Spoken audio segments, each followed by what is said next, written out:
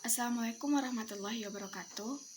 Saya Yelita Aziza, NIM 2117124, jurusan Pendidikan Agama Islam, akan mempraktekkan salah satu materi pembelajaran pada mata pelajaran SKI, yaitu tentang Umar bin Abdul Aziz. Jadi di sini Umar bin Abdul Aziz merupakan materi pada kelas 7 semester 2. Berbicara tentang sejarah berarti akan mengulas berbagai kisah. Dari kisah kita dapat mengambil berbagai pelajaran, baik dari kenapa suatu peradaban itu bisa maju dan kenapa suatu peradaban itu bisa mundur. Dari kemajuan suatu peradaban kita dapat menggali informasi, dan dari kemunduran suatu peradaban kita dapat mengambil ibrahnya kenapa bisa mundur. Jadi berikut ini adalah video praktek mengajar SKI kelas 7 semester 2. Assalamualaikum Ananda. Waalaikumsalam warahmatullahi wabarakatuh. Apa kabar hari ini? Baik. Sepertinya kurang semangat. Sekarang ulangi lagi. Apa kabar Ananda semua? Baik. Alhamdulillah Luar biasa. Tetap semangat. Allahu Akbar. Ya seperti itu ya. Ulangi lagi. Apa kabar Ananda? Alhamdulillah luar biasa. Tetap semangat. Allahu Akbar. Alhamdulillah. Sekarang anak-anak ibu hadir semua kan? Hadir, Bu. Alhamdulillah. Sekarang setelah minggu kemarin kita membahas tentang biografi Umar bin Abdul Aziz, sekarang kita akan membahas pola kepemimpinan Umar bin Abdul Aziz. Sebagaimana yang kita ketahui bahwa Umar bin Abdul Aziz adalah khalifah yang ke-8 dari dinasti Umayyah. Jadi dia itu menggantikan khalifah sebelumnya, yaitu Khalifah Sulaiman bin Abdul Malik. Jadi ketika dia diangkat menjadi khalifah, itu merupakan wasiat dari khalifah yang sebelumnya. Sebenarnya dia tidak suka sistem pengangkatan yang turun-temurun atau yang kita kenal dengan monarki absolut. Jadi ketika itu dia mengumpulkan seluruh masyarakat Mekah melaksanakan sholat Jumat, sholat berjamaah. Setelah sholat dia berpidato, "Wahai kaum muslimin, aku telah diangkat, aku telah dibaiat untuk menjadi pemimpin di antara kalian tanpa meminta pandanganku terlebih dahulu, dan tidak juga atas permintaan diriku, dan tidak meminta pandangan terhadap kaum umat muslim terlebih dahulu. Jadi aku membatalkan baiat atas diriku, maka pilihlah pemimpin di antara kalian." Jadi ketika dia mengatakan hal yang demikian, lalu sontak seluruh jamaah yang telah siap melaksanakan sholat waktu itu berdiri sambil berkata, kami setuju bahwa engkau menjadi khalifah, wahai Amirul Mukminin, maka pimpinlah kami dengan kebaikan. Jadi itulah yang disampaikan oleh Khalifah Umar bin Abdul Aziz ketika dia diangkat menjadi pemimpin. Tapi bagaimana dengan pemimpin sekarang? Mereka berlomba-lomba untuk mendapatkan kedudukan. Ketika dia telah turun dari mimbarnya itu, dia berkata, "Wahai umat muslim, kalau seandainya aku taat kepada Allah, maka ikuti aku. Kalau seandainya aku tidak taat kepada Allah, maka jangan ikuti aku." Jadi dia berpesan, kalau seandainya dalam memimpin umat waktu itu dia tidak taat kepada aturan Allah, dia itu lebih memilih jangan ikuti dia, tegur dia kalau seandainya dia tidak taat. Tapi kita bandingkan ke kondisi sekarang, ketika pemimpin tidak lagi sesuai dengan Al-Quran dan Sunnah, ketika ditegur, apa yang terjadi? Allahu alam, kita bisa menyaksikan sendiri kan.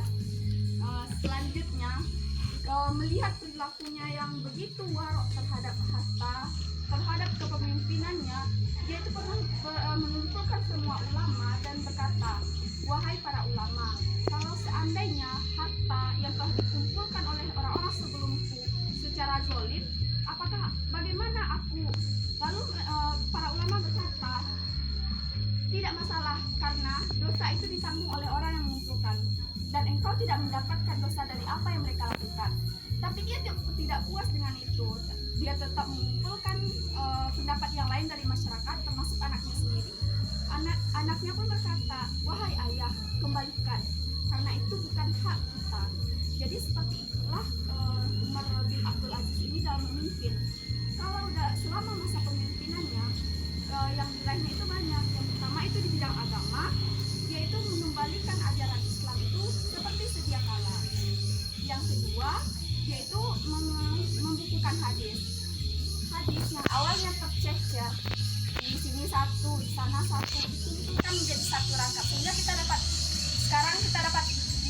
hadis kan udah ada sekarang. Kalau dulu nggak ada, itu tercecer.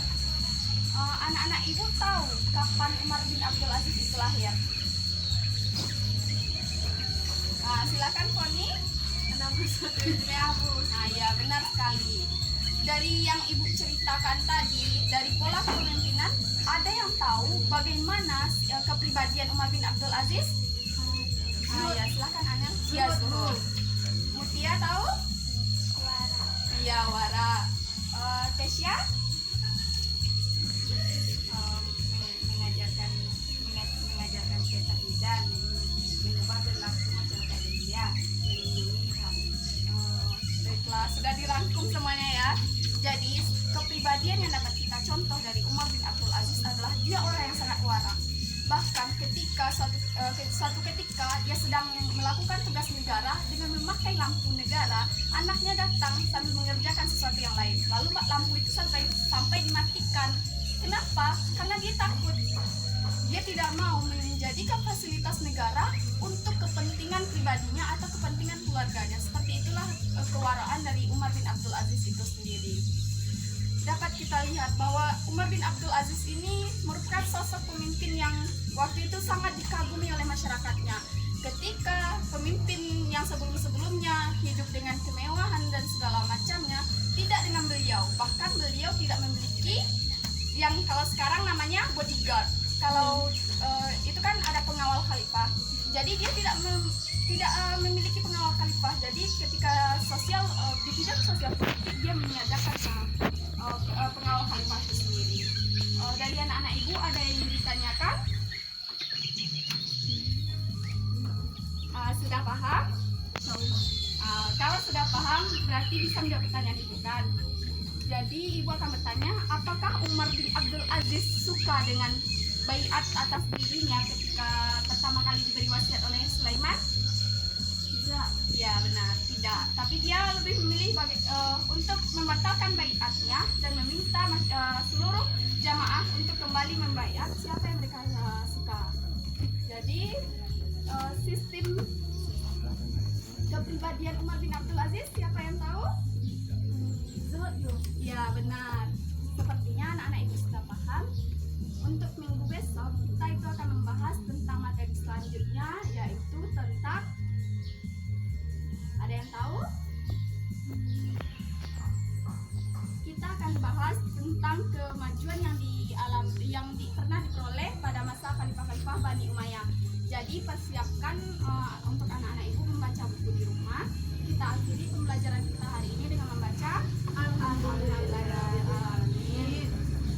Untuk minggu besok jangan lupa baca buku dan bikin resume tentang kemajuan-kemajuan yang Ananda dapatkan dari sumber yang ada di perpustakaan. Assalamualaikum warahmatullahi wabarakatuh.